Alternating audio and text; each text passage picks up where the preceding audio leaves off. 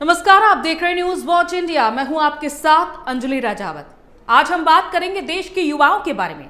देश का युवा इन दिनों सिर्फ प्रतियोगी परीक्षाओं की तैयारी नहीं कर रहा है, वो सिस्टम से लड़ना भी सीख रहा है। कभी पेपर लीक, कभी सर्वर डाउन, कभी परीक्षा रद्द, तो कभी सेंटर बदलने का खेल।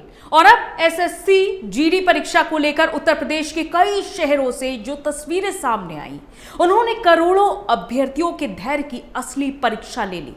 लखनऊ, प्रयागराज और कानपुर में 25 मई 2026 की दूसरी और तीसरी शिफ्ट की परीक्षा अचानक रद्द होने की खबर ने हजारों छात्रों को सड़क पर ला दिया। कोई 400 किलोमीटर दूर से आया था, किसी ने उधार लेकर किराया भरा था, तो कोई पूरी रात ट्रेन और बसों में धक्के खाकर सेंटर पहुंचा था। लेकिन परीक्षा केंद्र पर पहुंचते ही पता चला कि व्यवस्था नहीं बन पाई। अब सवाल यह है कि आखिर हर बार व्यवस्था आखिरी समय पर ही क्यों टूटती है? क्या परीक्षा एजेंसियां छात्रों को सिर्फ रोल नंबर समझती हैं? क्या लाखों युवाओं का समय, पैसा और मानसिक दबाव किसी सरकारी फाइल के एक नोटिंग से भी कम कीमत रखता है? देश का युवा आज सिर्फ गुस्से में नहीं है, बल्कि खुद को अपमानित महसूस कर रहा है। एसएससी जीडी जैसी बड़ी भर्ती परीक्षा कोई अचानक होने वाला आयोजन नहीं होता है। महीनों पहले सेंटर तय होते हैं, डेटा तैयार होता है, सर्वर टेस्टिंग होती है, एजेंसियां नियुक्त होती हैं। फिर भी अगर परीक्षा के दिन कहा जाए कि सेंटर में क्षमता नहीं है या तकनीकी दिक्कत आ गई है, तो ये सिर्फ लापरवाही नहीं, बल्कि प्रशासनिक असफलता का सार्वजनिक प्रदर्शन लगता है। प्रयागराज से जो वीडियो सामने आया, उसमें अभ्यर्थी खुद से सिस्टम ठीक करते दिखाई दे रहे हैं। यानी कि जिस व्यवस्था पर करोड़ों रुपए खर्च किए जाते हैं, वहां अंत में छात्र ही टेक्नीशियन बन गए। अफसर शायद एसी कमरों में मीटिंग कर रहे होंगे और छात्र परीक्षा केंद्रों पर सीपीयू स्टार्ट कर रहे थे। तस्वीरें आपके सामने हैं, देखिए और अंदाजा लगाइए। विडंबना देखिए, देश में डिजिटल इंडिया के बड़े बड़े दावे किए जाते हैं, लेकिन परीक्षा के दिन सिस्टम लॉगिन तक नहीं पाता। भाषणों में कहा जाता है कि भारत दुनिया की सबसे युवा शक्ति है, लेकिन जमीन पर वही युवा घंटों में लाइन में खड़ा रहकर यह सुनता है कि आज परीक्षा नहीं होगी। ऐसा लगता है जैसे भर्ती परीक्षाएं अब रोजगार प्रक्रिया कम और सहन शक्ति परीक्षण ज्यादा बन चुकी हैं। ब्यूरोक्रेसी का हाल भी कम दिलचस्प नहीं है। अगर कोई छात्र 5 मिनट लेट हो जाए तो उसे गेट के बाहर रोक दिया जाता है, लेकिन जब पूरा सिस्टम लेट हो जाए, परीक्षा रद्द हो जाए, सर्वर बैठ जाए, तब किसी अधिकारी पर क्या कार्रवाई होती है? शायद वही पारंपरिक जवाब, जांच के आदेश दे दिए गए हैं। हमारे यहाँ जांच भी एक ऐसी सरकारी औपचारिकता बन चुकी है जो हर बड़ी गड़बड़ी के बाद प्रेस नोट में सबसे पहले दिखाई देती है और परिणाम में सबसे आखिरी। तो युवाओं का गुस्सा इसलिए भी बढ़ रहा है क्योंकि ये कोई पहली घटना नहीं है। नीट से लेकर एसएससी तक भर्ती परीक्षाओं पर लगातार सवाल उठ रहे हैं। कभी पेपर लीक आरोप, कभी परीक्षा केंद्रों की अव्यवस्था, कभी रिजल्ट विवाद, और हर बार छात्रों को ही संयम रखने की सलाह दी जाती है।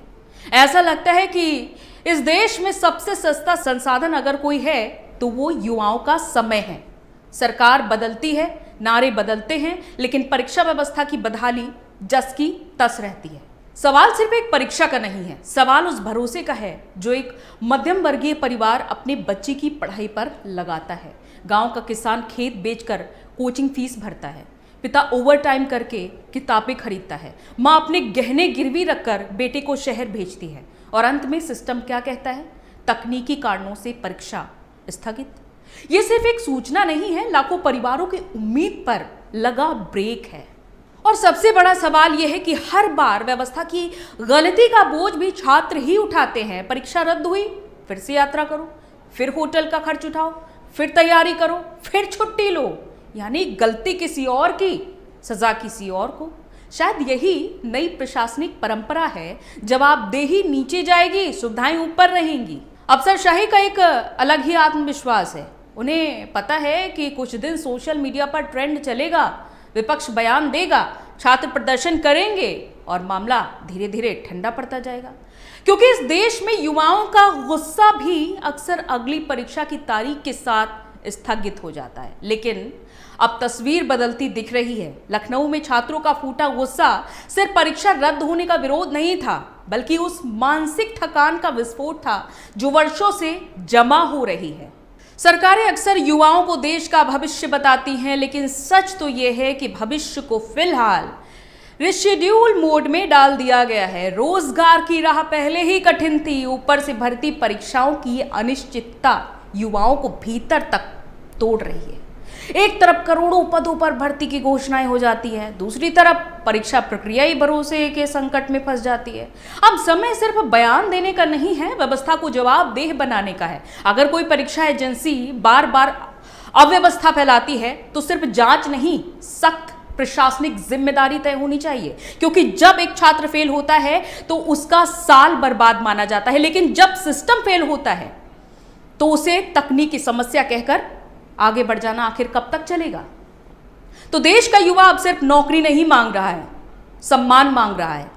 वो चाहता है कि उसकी मेहनत को मजाक न बनाया जाए। उसे भाषण नहीं, भरोसेमंद व्यवस्था चाहिए, वरना जिस दिन ये गुस्सा पूरी तरह सड़कों पर उतर आया उस दिन सबसे ज्यादा कठिन परीक्षा शायद सिस्टम की ही होगी।